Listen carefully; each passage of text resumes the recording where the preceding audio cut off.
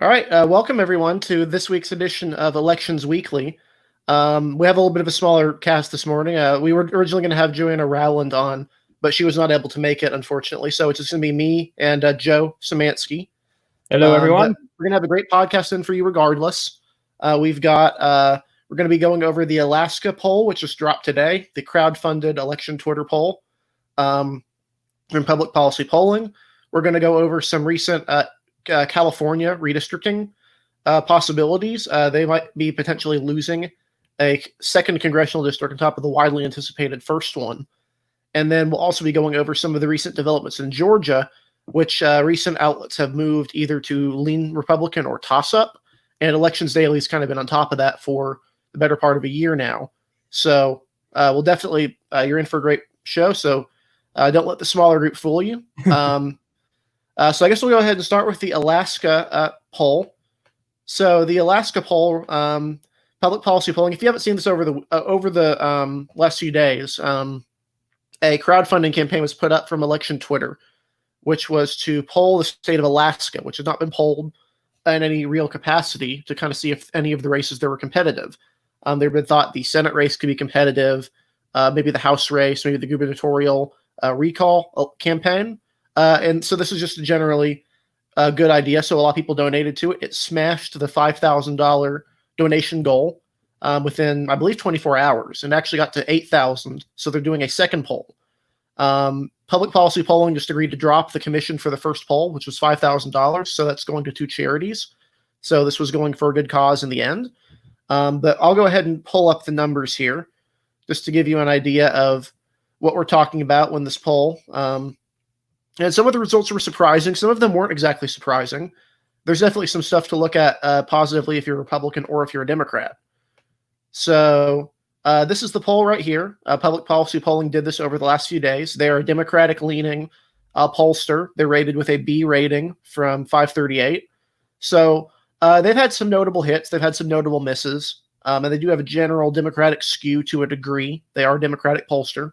So keep that in mind. This may be presenting a little bit of a different image than the ground. We'll probably need more polls in the future. But at the moment, this is what we got. So what are your big takeaways from, I mean, this is obviously the original polls up here. So you have the approval for Donald Trump. You have the favorable, unfavorable for Joe Biden. You have the presidential poll, the Senate poll for different candidates. There is the House poll. And then there's the gubernatorial recall poll, as well as polling for Lisa Murkowski. So what kind of jumped to you from the start on this, Joe? Well, I think for me, you got to look at the first three questions. Donald Trump is down 3 points in approval rating, which where he's at right now, across the entire nation, that's not necessarily surprising, even though Alaska certainly has a very hard red lean to it. And then you look at Joe Biden's numbers, in which, he's obviously not doing so hot either. But then you go to the presidential numbers, and he's only down by 3, with apparently only 6% of voters who they took undecided. So I think, to me right now, that shows how strong Joe Biden is right now and just how the country is feeling right now. A lot of the country, even though and especially in red-leaning states, there are a lot of people who do not like Joe Biden, who I think are kind of just tired of Donald Trump right now. And I think that's something that we are seeing in more polling, especially with the presidential race. And that's just something that it's not surprising to me anymore. But I think as you continue to look at stuff like this, because this is kind of the first poll that we've seen at this close, where Biden has a clearly defined in the eyes of the people, and he's very clearly has an unfavorable opinion among the minds of Alaskans. Mm-hmm. And that shouldn't be a surprise. Obama lost the state of Alaska both times. 2008, he did pretty terribly in the state. This is mainly because Sarah Palin, who was still popular in Alaska at the time, was on the ticket. It actually swung considerably towards Democrats in 2012. It went from a state that McCain won by around 22 points to one that Mitt Romney won by only 14. Although, again, that was mostly just kind of return to the norm of the state. Alaska is a state that's only voted for a Democrat once at the presidential level, 1964, when basically every state that was not Alaska or in the Deep South voted for Lyndon Johnson from anywhere from overwhelmingly to relatively close. So this is a state that's not been competitive really for a while. If you look at the 2016 elections, Donald Trump did improve in the state of Alaska. He managed to win the state by around 15 percentage points, although this was only a 51 to 37-ish lead. So he's already starting only around 51% of the vote, like in a lot of these swing states that you're looking at, Ohio, Iowa, that are looking a lot more competitive now. Yeah, and I also, yeah. Go ahead. Yeah, go ahead. No. The only other thing I was going to mention is that I was surprised by the they didn't put the third-party candidates in the poll. I think that would have been useful because Alaska tends to be if there's even a remotely credible third-party candidate, they tend to go nuts for them. Like obviously, I believe Ed Clark got 10% of the vote as a libertarian in 1980 on top of John Anderson's performance there. Yeah, and that was going to lead right into the point I was going to make is that, I think so, especially that margin in Alaska can largely be attributed to Larry Johnson's presence on the ticket as a very, very strong and known candidate for the Libertarians. But I think also we have to look at in the 2016 Senate election, Joe Miller, who ran as a Libertarian in that cycle, got 26% of that himself. So I think the lack of a Senate race here in Alaska, as a strong third-party candidate in the Alaska Senate race here, also kind of turns things because when you had that in 2016, made a lot of different pieces turn, a lot of different things go wonky. I don't think you're going to see that here really, and I think that's kind of why we've seen this tightening. Yeah, definitely. And obviously the presidential is only the top level. That was the surprising result. If Alaska is a state that's competitive, that's consistent with a anywhere from a 9 to 12 point lead for Joe Biden. Although keep in mind, Alaska is a fairly elastic state. It does have movement fairly rapidly and a lot of independent voters. Both parties tend to be it's a state that's quite large geographically with a lot of different interests. So it's hard for the parties to have any cohesive presence. You've seen coalitions in the last few decades. You've seen the Republicans coalitioning with Democrats, Democrats coalitioning with Republicans, independent. The House Speaker is an independent, and it's a Democratic-led coalition with some Republicans. So they have a fairly weak party structure there. Mm-hmm. But the other two results, obviously, the main one of the people we're interested in were the Senate race and the House race. So for those unfamiliar with Alaska politics, they have a strange primary rule. The Democratic Party obviously has their primary, and they allow other candidates to run it. They allow candidates of the Libertarian Party, I believe the Green Party, and also independents to run in their primary. Typically, this just means that it's not a huge thing, but it does mean they can endorse a candidate from another party as their nominee. This is what they have done in the last few cycles. Last cycle, 2018, they had an independent candidate, a left-leaning independent who said she would caucus with the Democrats, Elise Galvin, and she came fairly close to unseating Don Young, one of the longest-serving, if not the longest-serving Republican in the House, aside from Hal Rogers in Kentucky. I've written about this idea before. I call it strategic independence, which is you run an independent nominee as a kind of a stalking horse for your party's candidate. Seen a little bit of traction lately, but Alaska's kind of the perfect ground zero for that.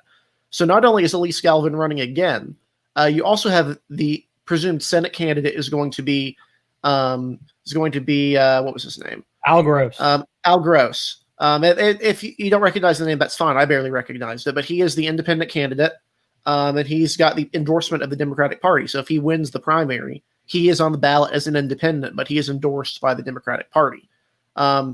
He is related to a political family in Alaska. The name's well known, although he's not especially well known. But the thought was that the presence of an independent on the ticket instead of a Democrat could make it competitive. And if you look at the numbers here, seems pretty true. Dan Sullivan is the incumbent Republican. He unseated Mark Begich in 2014 in a very, very close race.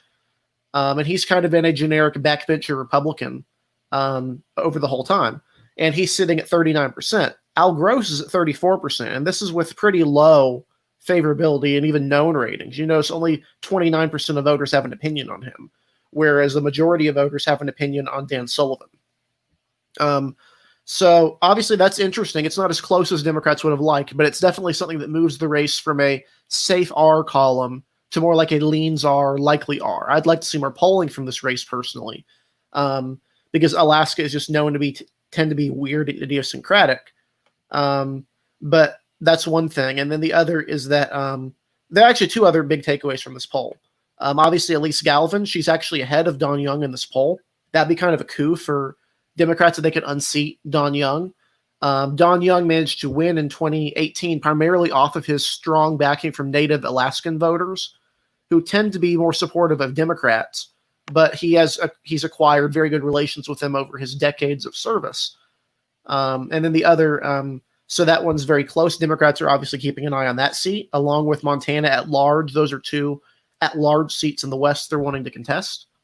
And then finally, the other big takeaways were that there is not support in this poll for recalling Mike Dunleavy, the governor. Alaska is a state that has recalls, but there doesn't seem to be support for an actual recall against him. The other takeaway, the one good sign for Republicans here, is that Lisa Murkowski is tanked with voters. She has a massively underwater rating, primarily due to a strong opposition from Republicans. Democrats are about even on her, and independents do not like her as well. She's up in 2022. Trump has pledged to endorse anyone but her. He would endorse a doorknob over her at this point, and they may actually nominate a doorknob in Joe Miller. So that's definitely one to keep an eye on in the state. Yes, Chris, this is the election Twitter poll. And so, yeah, those are the general takeaways here. I'll kind of throw it back to Joe here to kind of go over some of those other results, because I know there's a lot of surprises in this poll. Keep in mind, it is public policy polling. They're not exactly they're not a horrible pollster, but they're not a top tier pollster either. And they do have a partisan skew. But even then, these are not the numbers you want to see if you're a Republican. No, by any means. Yeah, I mean, no, I think it's concerning, but I mean, I think with how little people know about Al Gross, not only does that mean there's room for him to grow, that means there is room to hit him and hit him hard. And if you know, we've seen this in Alaska before, because we've seen close races before. We saw it in 2018. We saw it in 2008. We saw it sometimes in 2012 and 2006. But, you know, undecideds in Alaska have continually leaned Republican and have put Republicans over the line in these tight races. That has just been a continued thing in races like these. So when you see these tight races, you know, like between Donald Trump and Joe Biden, between Don Young and Elise Galvin, between, you know, even Al Gross and Dan Sullivan, you know, if the lean is still that the Republican is up by, you know, 3 or 4%, you know, it's pretty likely that maybe those 5% of undecideds would likely mostly head to Republicans. So I think that's kind of the issue in the challenge for Alaska, is that once attention is kind of given to the Democrats, or, you know, their supported independent candidates, you know, usually they get hurt by those undecided voters who will decide, you know, I don't trust these guys. I'm going to go with the Republicans again. And I think that's something that we have to focus on. And, you know, it's an interesting poll. I'm excited to see what these guys have Monday. Obviously, neither me or Eric know what state that's going to be. We're not in the know enough, I guess, when it comes to stuff like that. But, you know, I think it's a really important thing to look at, is that it's one poll, but it doesn't mean it can be overlooked, and it doesn't mean that it can't be, you know, taken as a sign for Republicans to say, okay, this is going deeper than what we're used to when we see this type of slide. What can we do? Where do we go from here? How do we help? And this is definitely something to keep an eye on if you're a Republican. Obviously, there have been recent polling has been pretty abysmal for Donald Trump. This is the nadir of his presidency at the moment in terms of his approvals. The polling has been universally terrible. He is polling pretty badly in states he should be winning, like Iowa or Ohio, states he won by nearly double digits last time. States that actually voted to the right of, for example, Texas. Iowa was further to the right than Texas, and he's losing in Iowa if you look at some of the most recent polls. So this is just consistent with that trend that we're seeing nationally, which is an underperformance of Donald Trump. He's not popular at the moment. And it's not just, you know, Democrats and independents anymore. You know, there was a poll from Reuters yesterday that showed him 17% of Republicans who took that poll disapproved of him. Whenever you've got anywhere over like 8% of your own party disapproving of you, and he's got over 15% of the party apparently disapproving of him right now, That's worse. That's why we're seeing these blowout type of level scales right now. Mm-hmm. You know, Yeah. If he gets that Republican number back down to the usual 4 or 5% that we saw, it probably won't be a blowout. It'll probably be a 6-point loss, probably, which, you know, would lose him probably the 3 Rust Belt states and Arizona, but it would probably keep his other couple of seats that he got, mainly Ohio and Iowa, as the gains that he got in 2016, and probably keep the GOP the Senate too. Theoretically, would probably keep the GOP the Senate, but right now, if those numbers continue to stay consistent throughout July, throughout August, he's honestly in a lot of trouble, because as mail-in ballots and absentee ballots start coming to people, it's going to be a real issue for him. And I think he's going to be in a lot of trouble as we get closer to the states. Definitely. And if you even look at recent primaries, obviously you have to look at the primary electorates are different, but he has touted his strong primary polling and his vote totals in primaries. Those have sunk recently. In Delaware, he bled around 11% of the vote to Rocky De La Fuente, who was a perennial joke candidate. In Newcastle County, it was 34% of the vote, if I recall right, that he lost to basically a candidate who was a joke. He's a meme. That's not great. There's been similar results in Hamilton County, Indiana, suburban county, the collar counties in Pennsylvania. I believe he's been polling. There's like a lot of areas, if you look at that, there's indication that he is losing a lot of support, and this is something he needs to correct pretty quickly. Obviously, they were talking big. They thought they could actually expand the map, win states like New Mexico or Nevada or Oregon, even as they were talking of Oregon for a while. But at the moment, it looks like he could be shrinking the map to losing states like Georgia or Texas, even that Republicans should not be losing under any circumstance. And that's kind of been my frustration. Not only were their targets big targets, I felt like they ignored states like Maine and Minnesota, which are legitimate target states which should be legitimate target states in my opinion for the Trump campaign. These are heavily white states that swung very heavily towards Trump in 2016, that have very large white working class backgrounds that could theoretically flip those states too. And I felt like they wanted to go so hard out of the way and say, we're going to do something that's never been done since George H.W. Bush. We're going to win states that haven't been seen since the Bushes. And I feel like instead they ignored places where they knew their strengths could be. And to me that's been very annoying as a Republican, is that I feel like they were trying to just say things to get money people excited and say, oh, we have the Death Star, we have we're going to target New Mexico, we're going to do great. But instead I don't feel like they were focused on keeping the coalition they made in 2016 together and using that coalition to expand to other states. Instead, I feel like they thought they had to expand the coalition, and I don't necessarily think that was true. They were campaigning like they were going to have a 10-point electoral, or they were going to have like a 10-point win. Like if you're winning states like Oregon, you're probably winning nationally by anywhere from 7 to 10 percentage points. Just if you look historically at how Oregon has been.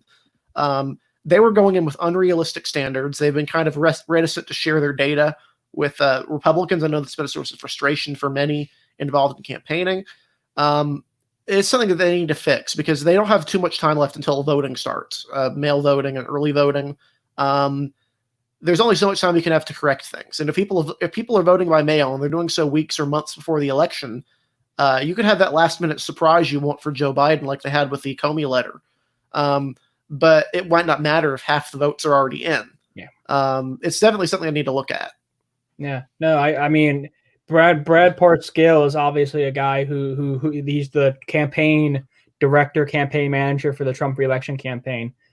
He's a guy whose name has been thrown a lot out as that he should be fired in recent weeks, especially after I think the failure that was Tulsa and kind of all the issues they had with the campaign there. I think as much as we all can see that Steve Bannon is, an absolutely despicable human being, he very clearly, I think, understood how to run the Trump campaign and where his duties lie. I feel like Parscale, if I had Parscale as my campaign manager, he'd be gone. I feel like, to me, he seems to be much more interested in actual clicks rather than getting votes. Definitely, and there's been talks of that, but obviously Trump has been reticent to shake up the boat this time. Obviously, but they're going to need to do that at some point. But yeah, we're keeping an eye on that poll for Monday. Obviously, this has been really cool. I think there's going to be more attempts to do stuff like this in the future in overlooked districts or overlooked states. I know Gravis has been trying to get. They've been offered to commission polls for like if you can raise a certain like $1,000 or so. They've offered to commission polls for election Twitter. Obviously, Gravis is a little bit of a lower on the scale in terms of pollster quality than even PPP. But there's definitely some sort of market that's kind of been tapped into by election Twitter. Mm-hmm. And I'll go ahead and plug Joanna Rowland's article. Obviously, she was going to be on the podcast. She had to drop due to some other extenuating circumstances, but she wrote a very good article about the lead up to that poll on Elections Daily. It's one of the more recent articles. And then Alex Drain, in his first article for Elections Daily, kind of explained the basics of the race before you saw the poll. So he went over the race the day before. Both of those are good reads if you're wanting to learn more about Alaska. And there's many more resources out there. It's definitely a very fascinating state. Mm-hmm. But we're going to go ahead and move on to our next topic on the docket today, which is California. Yeah.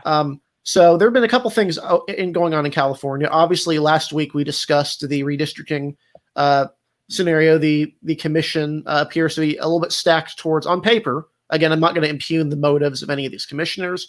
By all accounts, they seem to be highly qualified individuals. That most of them talk specifically about their impartiality, their willingness to work with others. So all of that seems great. If you look at the leanings on paper, it seems to lean to the left politically, which obviously, if you're a Republican, that makes you a little bit scared. But there's actually some other news out of California, which could cause kind of an uproar if this actually pans out. So starting the decade, it was assumed that California's population growth would actually be good enough to get them a 54th congressional district. It has turned out to be the exact opposite. Quickly, over the course of the decade, their population growth has stalled thanks to housing regulations in the Bay Area and Los Angeles. People have been wanting to move there, but they can't. And then many people have been moving out because of various reasons, for example, the high housing cost. So obviously they've still had some population growth, but it's not been enough to keep up with the pace of other states. And so they quickly gained to the point where they were at risk of losing a congressional district for the first time in decades, maybe ever, going from 53 to 52. But the other day, the Orange County Register put out a kind of an incredible story, which is that they're actually at risk of losing a second congressional district, going from 53 to 51. This was assumed a possibility for New York. And in fact, I think at the moment, New York is favored to lose 2, which would be kind of astronomical combined with the incumbent losses you have seen in New York. That delegation and their influence in national politics is going to be decimated if some of those results hold up. California could see something similar. So I'll go ahead and share this article from the Orange County Register, do a screen share of it to kind of give you an idea of what they're talking about here.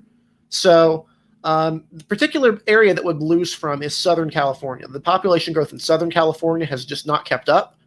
You're talking about that Central Valley, and then some of the rural areas that border Nevada and Oregon, the so-called state of Jefferson area, that kind of wants to leave the state of California. If you look at some indications, the risks. So they're at risk of losing 2 House seats, and both of those would probably come from Southern California. So according to the Orange County Register, they're now only 1,324 people over Arizona and only 3,248 over Minnesota, which means they're actually, if the responses are any indication, they are at very real risk of losing 2 congressional districts, which would mean massive changes in redistricting. You'll see incumbents going against incumbents. You'll see the districts drawn up very differently. The prospect of, for example, a second Republican district in Northern California becomes much less likely in this scenario. It was unlikely to begin with, but it becomes even less likely now. But obviously, Southern California would be the one to be hit the most. They spent an incredible amount of money. They've dedicated $187 million to encourage census participation to ensure they do not get undercounted. But this does not seem to have paid off.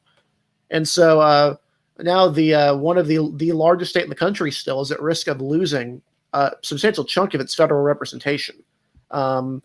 Obviously, that's a big deal. I'll go ahead and throw it to Joe to kind of give some of the implications that we're talking about here. Well, I mean, yeah, especially since both seats are expected to come from Southern California, where in 2018 Republicans were mostly, swept out of the area. Mhm. that's a huge, and especially you mentioned the potential of 2 lost seats in New York. Rhode Island is expected to go down to a 1 congressional seat district. And there's some other. Illinois is expected to lose a congressional seat. Mhm. So that's potentially six Democratic seats. Potentially strongly Democratic seats that we Mhm. could see lost because of redistricting. And in a time where we expect 2022 to probably be very tight on the House side, that's a huge issue for Democrats, I think, to even have this come up, especially in Southern California, where they have some talent. I mean, again, because of the 2018 midterms, they have talent there. Katie Porter, Mike Levin. I could mention Katie Hill, but not anymore. But she was part of that group. So Mhm. but there is political talent down there, and people who they see as potential, future statewide candidates. Mhm. And so then there's the mess that is the 53rd district right now, which is in Southern California, the San Diego area. That's an open seat right now, in which you could see some type of it would be either Sarah Jacobs or Georgette Gomez, who they see as potentially statewide candidates one day. So Mhm. all those candidates are going to have to.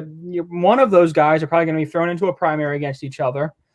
I mean, if I look at the map now, I mean, the 48th, the 45th, the 42nd, the 41st, the 35th, the 31st, those are all very tight, compact districts that are all very close to each other in California.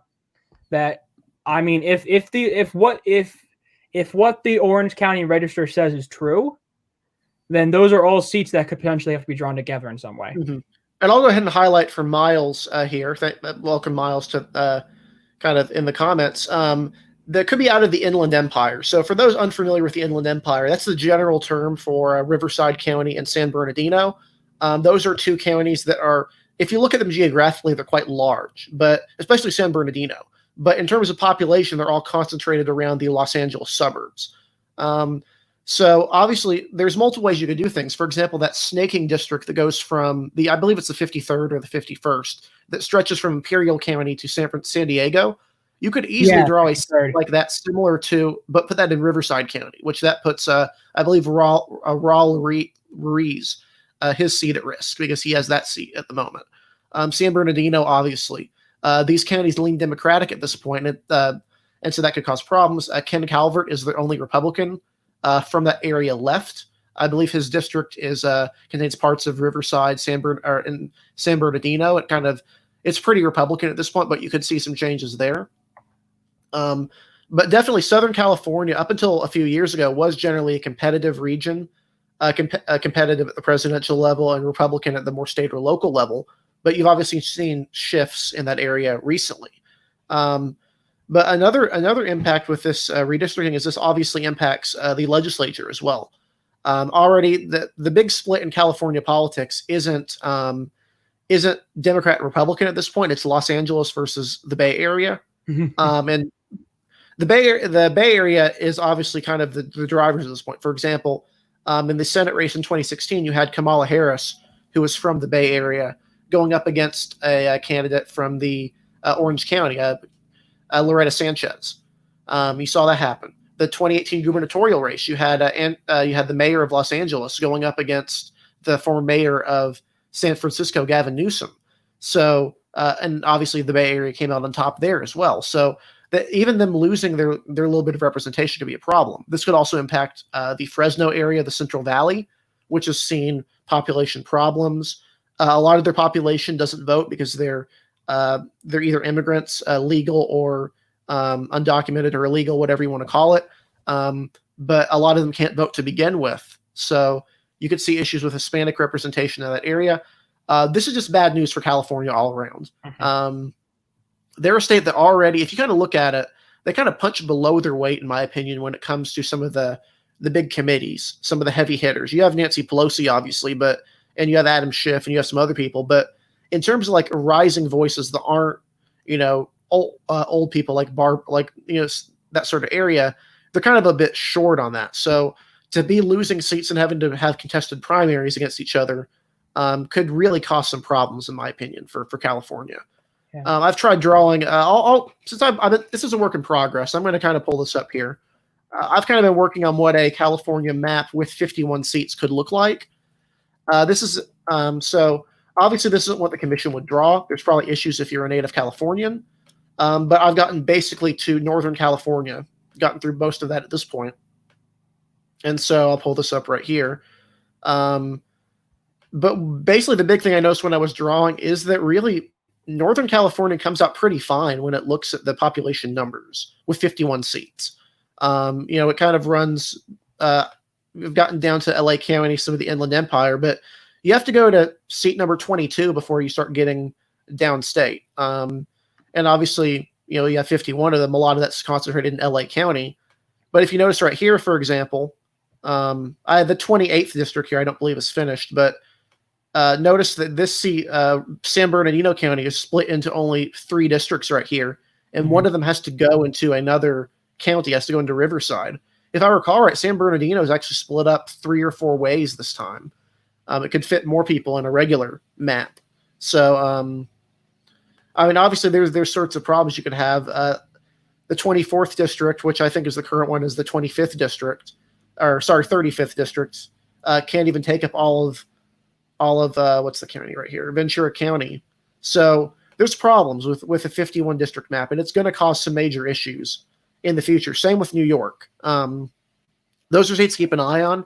Obviously, most of the states that are losing population, Joe mentioned Michigan, Illinois, New York, Pennsylvania, West Virginia.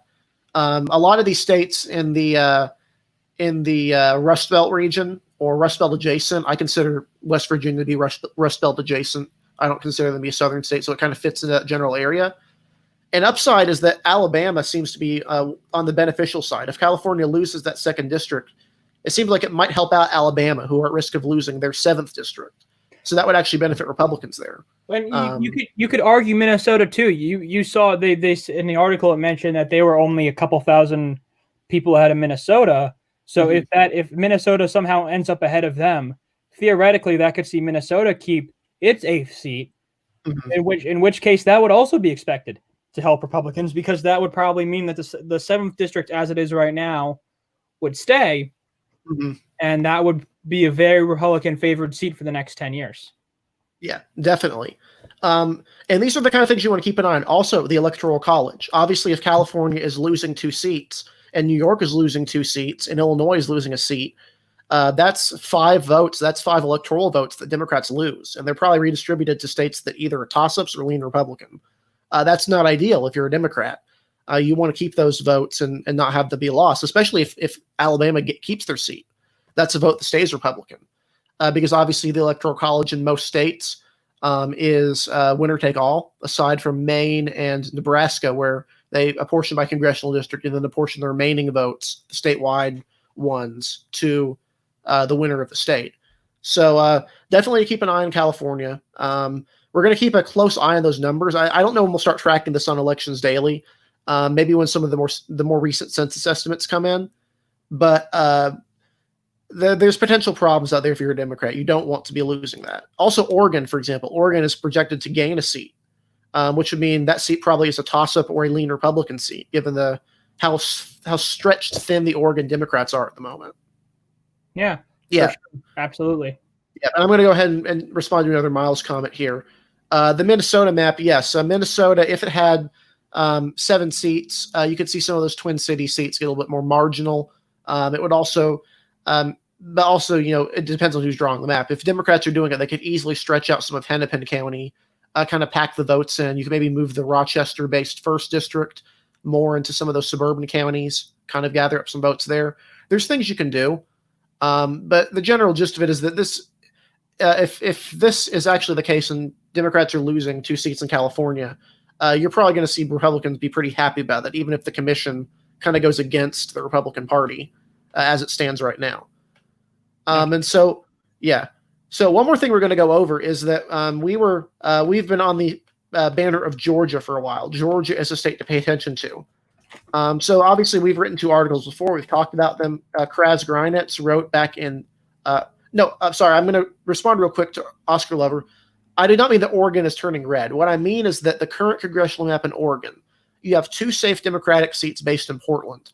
Then you have 2 seats that are on paper politically competitive. They're just held by really good Democratic incumbents. You have Kurt Schrader and you have Peter DeFazio. And then you have 1 very Republican seat. If Oregon gains a 6th congressional district, which is projected, all of a sudden you have to make some decisions. You have to decide whether or not you're going to make those 2 incumbents even more threatened. You're going to have to decide if, for example, Ed Perlmutter, if he wants to have some bits of Portland taken out to avoid the risk of a primary from a DSA candidate. There's lots of things that you could have problems with in Oregon. And in all likelihood, that seat is going to have to be relatively competitive just based on the statewide vote totals. It's really hard to draw a really stable 5-to-1 map in Oregon that's practical, that keeps incumbents happy, that does all of that. Yeah. That's what I'm talking about here. I'm not talking about Oregon going red. This is a state that Hillary Clinton won by, I believe, 10 or 11 points, and that Joe Biden will probably win by more. But geographically, it's starting to be a little bit of a problem for Democrats because of the vote concentration in Portland. And I think the Southwest too. The Southwest, if I can just, I know we got to move on, but I think the Southwest portion of Oregon too. It's not just the West anymore; it's the South and the Southwest now that is kind of rapidly changing towards Republicans. You're starting to see it at a down ballot. It's kind of happening at the same time, not only at congressional races and presidential races, but also at down ballot races too. You're starting to kind of see Republicans do better in the southwest part of Oregon too, which is part of Peter DeFazio's current 4th district, and it's kind of part of the problem of, like Eric said, the problem of trying to draw a 5-to-1 map for Democrats. Mm-hmm. And keep in mind also the northwestern portion of Oregon, which is along the coast, historically Democratic timber communities, that sort of thing, is starting to shift towards Republicans as well. This held up in the 2018 gubernatorial race. If you actually take Portland, Multnomah County out of Oregon, Donald Trump wins Oregon. It's just that one city, the one county, that is the kind of the big vote sink for Democrats there. So that's the geographic problem. They have to get the 2 Portland people and make them happy. Also keep the 2 incumbents that are out the rest of their happy. Add a new incumbent and try and put as many Republican votes in Greg Walden's district as possible. It's a lot easier said than done. Mm-hmm. That's generally the gist of things. But we'll go ahead and move on to Georgia. So as I mentioned earlier, what we've talked about is Georgia as a competitive state, right? So Kraz wrote an article back in February which kind of thought about the possibility of them being a tipping point state. Now, I'll answer the question on Colorado 3, some of the other stuff later. We have some time for question and answer, but I am seeing your comments. So Georgia as a tipping point state was a possibility we brought up in January. And then I did an article, I believe in March or April, which compared Georgia and North Carolina's populations. Namely, North Carolina has a dispersed population with a mix of urban, rural, and suburban communities, seeing fairly even shifts across the state. So basically things are balancing out. Whereas in Georgia, the entire state is dominated by a single metropolitan area, Atlanta, and the Atlanta metropolitan area shifting heavily towards the Democratic Party. Our friends at the Center for Politics, J. Miles Coleman and Niles Francis, put out an article today discussing these sorts of shifts in Georgia. They moved the Senate race, David Perdue's Senate race, from likely Republican to lean Republican. I know the Cook Political Report moved Georgia as a toss-up to at the presidential level. And so there's been some analysis that's kind of been brought up. I'm going to show kind of the maps the Center for Politics had here. You should definitely go read the article, follow them on Twitter. But you'll notice here is that they had 2 competitive gubernatorial races, right? The 94 race and the 2018 race. And they kind of compared the regions of the state. So the big one to notice right here, these are the collar counties of Atlanta, the Atlanta metropolitan area. The main counties are obviously, you have Clayton, you have DeKalb, and then you have Fulton. And then these other counties surrounding it are the suburbs, the core suburbs. Even as Republicans were losing the state by around 3 percentage points, 3 percentage points, they managed to win this area pretty resoundingly. And even though Democrats were stronger in the rural areas. Look at 2018, they barely won those collar counties, which is not something that they're really excited about, or that that's really Republicans can look at positively. You'll notice the state as a whole has shifted Republican. If you look at not just in vote share, but in regions, but the 3 regions that are the problem are Atlanta proper, the core Atlanta area, the Atlanta suburbs, and then the Augusta, Georgia area. So, yeah. So this is the problem with Georgia, right? Is you have that urban, rural, suburban split. It's not as even as North Carolina. So when I talked about North Carolina, I pointed out the fastest growing county in North Carolina is Brunswick County. It's a county. It's 150% population growth. It's gone from, I believe, 100,000 people, not 150. It's seen 33%, but it's gone from 100,000 to 150,000 over the decade. And it's a Republican county. It's only getting more Republican as you have retirees moving there. And this is offset the Democratic strength in Wilmington, which is the major city located next door. And I moved that county from light red to more of a purple county. But that growing Republican strength in the rurals and in these other communities nearby has been able to overcome or even out strength. You're seeing this all over the state. So Republicans have a lot of hope. They have ground to gain in the rural areas of North Carolina. In Georgia, they're basically maxed out. Unless they start winning over black voters in the Southeast, or Southwest, sorry, they have problems. And I think some other outlets are starting to recognize this, which is why I figured I'd bring up Georgia again. In our ratings, I think we have Georgia. We have their Senate races that are a little bit more like likely or leans, mainly because their candidates aren't actually campaigning yet, specifically for the Loeffler seat. They have a candidate which is on paper pretty credible. He's a reverend at a historically black church, but he's not done anything at the moment, which is a problem when he should really be putting ads out right now. But I'll go ahead and throw it to Joe again to kind of, explain some more about Georgia or kind of where we're standing on this. Oh, yeah. I mean, I remember when Kraz wrote this article it was late January, early February. I just gotten back to school. I remember when Kraz wrote this article, and I remember seeing people saying, oh, no, I think you're being way too lenient on Republicans. This is still a lean Republican seat. It was a D+8 year. You shouldn't have to worry about it. But right now we're looking at a D+8 style year. And that means that Georgia is competitive again. And not just because of that, but because of how Gwinnett County especially is changing. Gwinnett County is really one of those key counties in Georgia that, because of its changes, has really, fundamentally changed the political leanings of the state. How it shifted from red to blue in the last decade has just truly shifted this state. And like you mentioned, there's no more room to gain in the rurals. Unlike in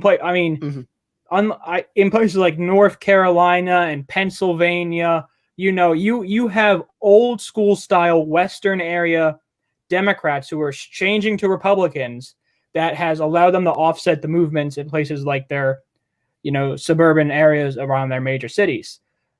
Again, Georgia doesn't have that. So that's really kind of been the big issue right there. Mm-hmm. And I mean, and definitely the big one. It's a county of over 1 million people. Cobb County is very similar. North Carolina does not have anything like a Gwinnett or a Cobb County. Its big urban counties are 1 million people each, Wake and Mecklenburg, but the counties surrounding it are much smaller. In Georgia, Cobb and Gwinnett are in particular. They are about the same size as Fulton at this point. They're very important. They're very influential. And if you have multiple million-person counties swinging against you, that's really hard to overcome. In a state that's, again, very similar populations, similar in terms of size, but this has definitely been something that's kind of caught some people by surprise. But I don't want to take full credit for it because there are others that talked about Georgia before us, and there's others that have talked about it since. But it kind of gives credence to the thought of looking at a state in terms of looking at the demographics, the local trends, and not just thinking, this is a state that's gone Republican for 20 years and voted for Trump by 3 or 4 points. It probably can't flip. It can. You can see rapid shifts. I've been of the opinion that when Georgia flips, it's more likely to pull a Virginia because the Republican base in Georgia is very, very conservative. As that suburban moderate crowd has kind of died off, or either they've shifted or they've moved parties, you're seeing the rural Republicans who are very conservative taking more influence. Neither of the two Republicans running in the Senate primary at the moment are even attempting to appeal to the moderate crowd at all. They are running purely on rural strength. And that's fine as long as your state leans Republican. But once it starts shifting, when you become like Arizona and that suburban wing starts to leave, you're basically left with the far right wing of the party. And then all the moderates in the other party, it becomes much easier for them to flip it, for them to have credible nominees. Yeah, Bill Clinton, obviously Bill Clinton only barely lost at 96. It's not been Republican for that long, but keep in mind Bill Clinton had unique strength in the South on a particular level. Jimmy Carter also won at 1980.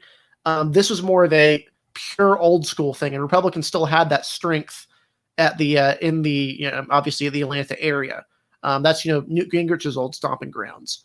Like these are areas Republicans should not be losing, and they have managed to find a way to lose them, and not just lose them, but rapidly. Go from winning the county by 33 percentage points in 2004 to losing it by 10 in 2016. That's really bad. There's no way to sugarcoat that. Yeah, absolutely, and it's again, this is why we see Georgia as a more likely pickup opportunity than even places like Texas, and North Carolina, because it's just because of how quick that growth has been, and that there's just not really any other places for Republicans to gain in Georgia. That I think that's kind of the key thing, and that's why I think the whole community has kind of seen that shift in it. Mm-hmm. Yep, definitely. Just a second here. I'm kind of responding to something real quick.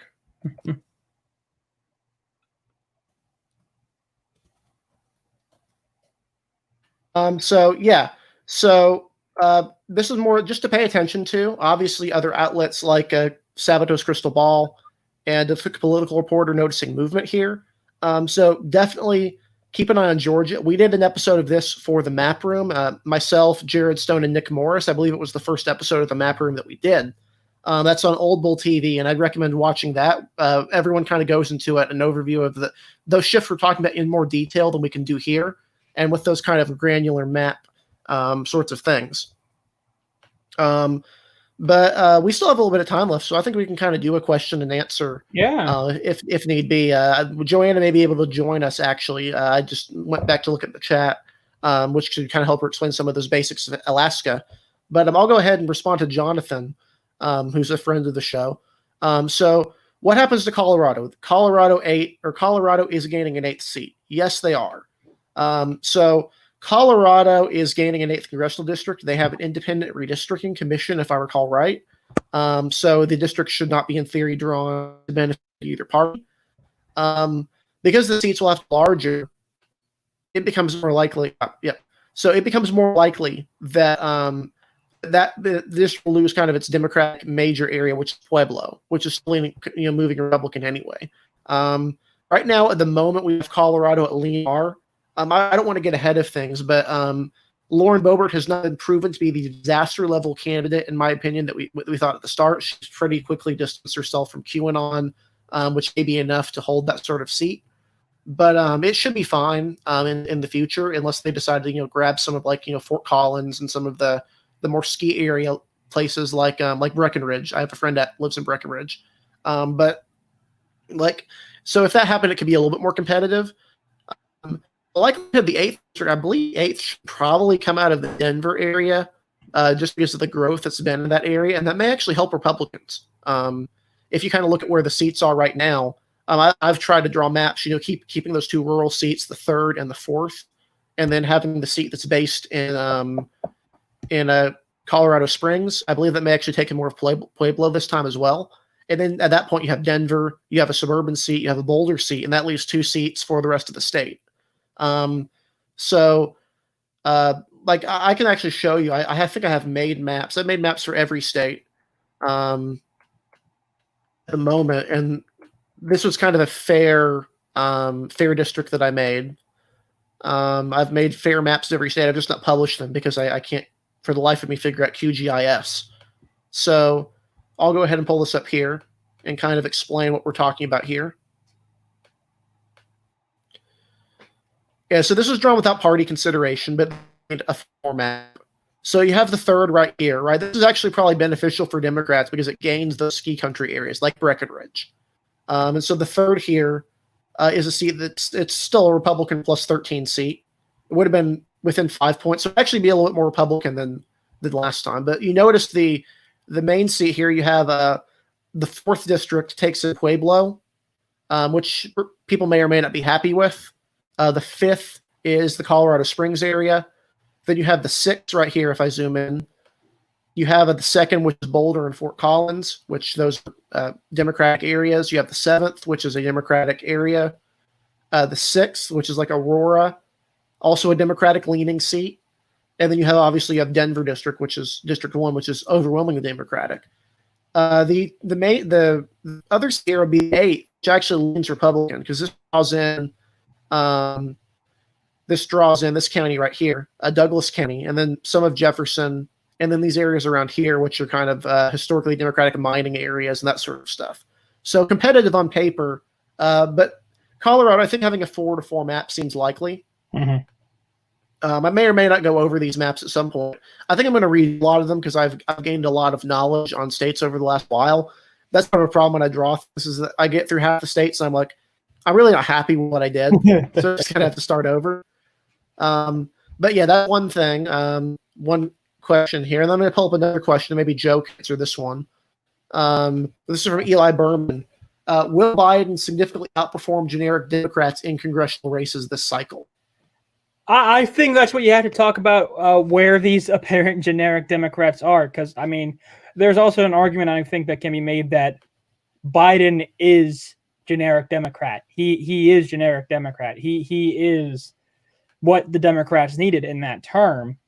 But, I mean, depending on where you are, I do think we see some areas where Biden outperforms Democrats in certain congressional races. I certainly think there's going to be some in Georgia. I'm pretty positive there will be some in Pennsylvania where I think Biden will outperform Democrats. I'm confident I think I'm confident in certainly many Rust Belt areas that Joe Biden will outperform Democrats. Pennsylvania's 10th district. I still have to take that I think Scott Perry will win that district, while Joe Biden might carry it by 1 under kind of the current, era, kind of the current era of polling we are under right now. I think it's very likely that we see Biden outperform generic Democrats in a lot of congressional races. I don't know if it'll be a significant outperformance, but I do see him potentially performing better in certain areas than by about 4 or 5 points in certain areas. I certainly do see that as a possibility. And there are areas with strong Democratic incumbents that may see them outperform Joe Biden. I think some of these, for example, I think Kendra Horn and Joe Cunningham will come closer to winning their districts than Joe Biden will, if we're looking at things. I don't think either of those will be. I actually think Nancy Mace will probably win South Carolina 1 by a larger than expected margin, but I think actually Joe Cunningham will be closer to winning that district than Biden will. But obviously that's more of an incumbent factor than another factor. Lever 100, who's a frequent of the show, Georgia will probably get some electoral votes in 2030. Yes, they're actually pretty close at the moment. If you kind of look at the, I think I took a snapshot of an article which kind of is showing. This is kind of a projection of, if I can find it. Yeah, my screenshot's kind of messy. So here it is. So this projection can be wrong. This is from a while. This is from maybe 2018-ish. But if you looked at 2018, you notice here Georgia actually isn't too far off. Or actually, it's not right here. Where was I finding the Georgia thing? So the next up seats at the moment, right there, are California, New York, Ohio, Alabama, Idaho. I think Georgia is on pace to gain a 14th seat at some point, or not a 14th, a 15th seat. But right now the population is like North Carolina, right? So North Carolina is balancing it out. The question is kind of, I guess, who gets there first, North Carolina or Georgia? North Carolina has the diversity of metropolitan areas, but it doesn't have quite that the draw the Atlanta area does in any one particular metropolitan area. And obviously part of the show is over into South Carolina. So that's obviously whereas none of Atlanta crosses over into another state. Someone mentioned some of the counties around Atlanta, Fayette County, Cherokee, Spalding. Probably Biden better in those areas, but we're talking about going from like 75, 25 to 70 to 30. It's not really a huge deal long term, but it is more of a shift at the fringes. Definitely. What else here? I'll go back through some of these comments. Yeah, I know I pronounced Gwinnett wrong. I realize it's Gwinnett. I realized I pronounced it wrong. I'm not sure what you're talking about. North Carolina having 16. We're getting a 14th district. We should have had one last time, but Minnesota kind of beat us to the draw, and that was kind of unfortunate in that regard. But we're finally getting it this time. I'm excited to see where it is. I think from all the maps I've drawn, it's going to be somewhere in the center of the state, around Raleigh, is what it kind of seems like. So I'm excited to see how it looks. Obviously, I like that we're getting more representation. It's wonderful, in my opinion. And so I'm pretty pumped about that. I'll kind of give a few more minutes here to kind of talk about some of this stuff. I'll go back through and see if I missed any questions up here. But yeah, there's definitely states like Georgia, like North Carolina, are rapidly growing, and part of the problem here is that you don't lose these states. You're losing ground in states that are growing and gain in states that are losing, which is kind of what Trump is doing at the moment. Obviously, as long as you win North Carolina and Georgia, it's fine if they keep gaining districts. But if they start losing, they start gaining, and then you're starting to win states to replace them, like Minnesota or Iowa or Ohio, which don't have that growth factor, that's a problem long term. Oh, this is a good question. Will Biden do better in Indiana or Missouri? That's an interesting question. Neither? I say neither. I think both will be in the same range of about a 12 to 13 point Trump victory. I actually think in theory, both of them have areas that have trended Democratic, right? So you have Hamilton County in Indiana. It's rapidly alienating itself from the Republican Party, or the Republican Party is alienating itself from them. Large suburban county. It's the reason the congressional district up there is competitive this cycle. So obviously that's one thing, but Missouri has three metropolitan areas that you can draw from to be more competitive. Basically in Indiana, to do better, you need to draw a lot of votes out of Gary and then South Bend and then Indianapolis. There's not a whole lot out in the state outside of that. But Missouri, you have St. Louis, you have St. Louis County, you have the capital, Springfield, which isn't competitive, but it could be a little bit better under Biden because he tends to do better in places like that, or Omaha, for example. And then you have Kansas City. So that's at least three different areas where Democrats could gain from, specifically St. Louis County, as I think a promising prospect for Democrats. It's a Democratic-leaning county right now, and it can get more Democratic in the future. It's also more diverse than Indiana, if I recall right, mainly because of St. Louis and Kansas City. Both of them are represented by black voters, or black representatives at the moment. Mm-hmm. So, yeah. Yeah, if you're going to give an actual analysis, then Missouri clearly, and not only, I think Biden will also benefit from a more competitive governor's race. I mean, more competitive. It's not going to be, I still think Mark Parsons is favored against Nicole Galloway in that race, but it's certainly not going to be the blowout that Indiana will likely be for Eric Holcomb. So mm-hmm. I think that's probably the difference there, and I think I think everything you said is right there. I think Missouri will probably be more competitive. Yeah. And if you look at the polling, Holcomb, his Democratic opponent's in the 20s. I mean, he could. I don't think it's going to be that distant in the future. But at that margin, you're talking about a Republican winning Marion County and maybe some of even closer to Lake County. I don't think that's going to happen. But if those margins hold, that's a really tremendous landslide. Just a recruiting failure on the Democrat part. Yep. Columbia, Missouri. I completely forgot about that one. That's the other area that can even be reasonably competitive for Democrats. Yep. But I think that's a pretty good number of questions. So I think we'll go ahead and wrap the show up. Mm-hmm. Really, thanks for tuning in. It's been a good discussion. We'll be back with you next week, of course, hopefully with some additional people. But if not, we'll continue to have a good format here. So definitely thanks for showing up. And see. Oops, what were we saying? And don't forget Tuesday, folks. Tuesday we will have our usual primary election coverage of primaries, runoffs in Alabama and Maine, Alabama and Texas, excuse me, and then of course primary coverage in Maine as well. So we'll be back there on Tuesday night. Harrison, Eric, me, I'm sure we're all going to try and be there, and then we'll have our other guests as well. Yep. Sounds great. And obviously you can see we've added our social media handles to our feed right here, so you can know where to follow us. We'll see you guys Tuesday. We'll see you, Jonathan. And, but yeah, thanks for showing up, and we'll see you next week.